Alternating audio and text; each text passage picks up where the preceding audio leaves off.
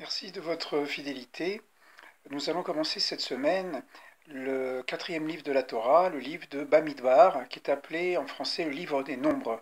Le livre des nombres parce que, selon la traduction de la Septante, qui a été réalisée au IIIe siècle avant l'ère chrétienne, ce livre s'appelait Sefer HaPikudim, le livre des nombres, des dénombrements. Ce qui prouve, entre parenthèses, que déjà, avant l'institution de la Mishnah, du Talmud, entre le 5e siècle et la destruction du Temple, il y avait des expressions, qu'on pourrait appeler des expressions rabbiniques, même si c'est un peu anachronique, qui circulaient au sein de la société juive, et beaucoup d'expressions qu'on retrouve dans la Mishnah, dans le Midrash, dans le Talmud, et même dans les évangiles, comme Notre Père qui est aux cieux, ou bien des paraboles, et d'autres enseignements, eh bien, sans doute proviennent des interprétations très très anciennes, nous n'avons pas de date exactement, mais déjà à partir du 5e siècle, avant l'ère chrétienne, eh bien, il y avait par la traduction et l'interprétation de la Torah un certain nombre de thèmes qui ont constitué une sorte de boîte dans laquelle on pouvait piocher des informations, des expressions, des enseignements. Donc le livre des nombres, Sefer HaPikudim, c'est en fait le livre de Bamidbar Sinaï, dans le désert du Sinaï. Et pourquoi Pikudim, les dénombrements? Parce que ce livre commence par le dénombrement des enfants d'Israël qui vont se mettre en marche, quittant maintenant le mont Sinaï pour aller vers la terre promise, la terre jurée à Abraham, Yitzhak, Yaakov. Je voudrais juste relier cette paracha avec ce que nous sommes encore en train de vivre sans vraiment le vivre, c'est-à-dire le confinement, déconfinement. Nous sommes à la fois à l'intérieur et aussi à l'extérieur, et même en étant à l'extérieur, on porte des masques comme pour dire on est encore de l'intérieur. Et la réflexion que je voulais proposer, c'est plutôt une réflexion à caractère psychologique, voire spirituel. Qu'est-ce que le désert? Le désert, c'est un lieu sans habitation. C'est un lieu de silence.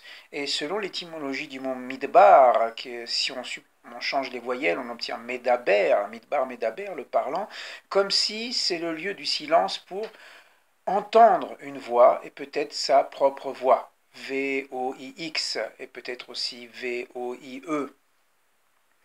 Alors, qu'est-ce que nous avons vécu pendant ces 2 mois? On a vécu une sorte de Shemitah. La paracha de la semaine dernière parlait de la Shemitah, ça veut dire le repos de la 7e année. On ne doit pas travailler, on doit se retirer du monde, on fait Shabbat, on fait cessation. Et pendant 2 mois, on a vécu quelque chose qui pourrait ressembler à la Shemitah, repos de la terre, non-investissement de l'homme dans la transformation. On a laissé la terre se reposer, les plantes pousser pour quiconque avait faim, même pour les animaux, les oiseaux, etc.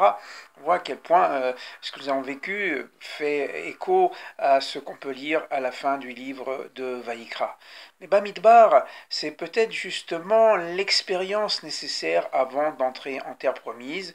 C'est sans doute l'expérience nécessaire pour pouvoir entrer aussi dans le monde de la Torah. Qu'est-ce qui est vraiment essentiel et qu'est-ce qui est accessoire? Question qui se pose dans la tradition, dans le Talmud, dans le Midrash. Qu'est-ce que l'homme peut laisser, qui n'est pas essentiel? Qu'est-ce que l'homme doit garder? Et nos sages nous ont enseigné En Adam Nikne Torah, en français, excusez-moi, un homme ne n'acquiert la Torah que lorsqu'il se fait Midbar, lorsqu'il se fait désert. C'est-à-dire lorsqu'il est capable finalement de d'élaguer, de retirer tout ce qui est superflu. Est-ce que ce n'est pas cette expérience que nous avons pu vivre, après chacun va tirer sa leçon, d'élaguer, de supprimer ce qui est superficiel, superfétatoire, pour aller à l'essentiel. Voilà, en même temps que nous rentrons dans l'île de Bamidbar, dans le désert, et que nous commençons à marcher, peut-être dans ce temps d'après-confinement, nous nous mettons à marcher en étant allégés de ce qui nous encombrait.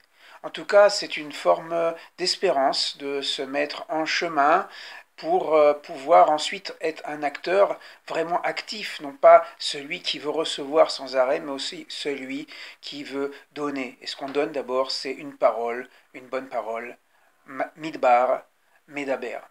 Voilà, à très bientôt. Au revoir.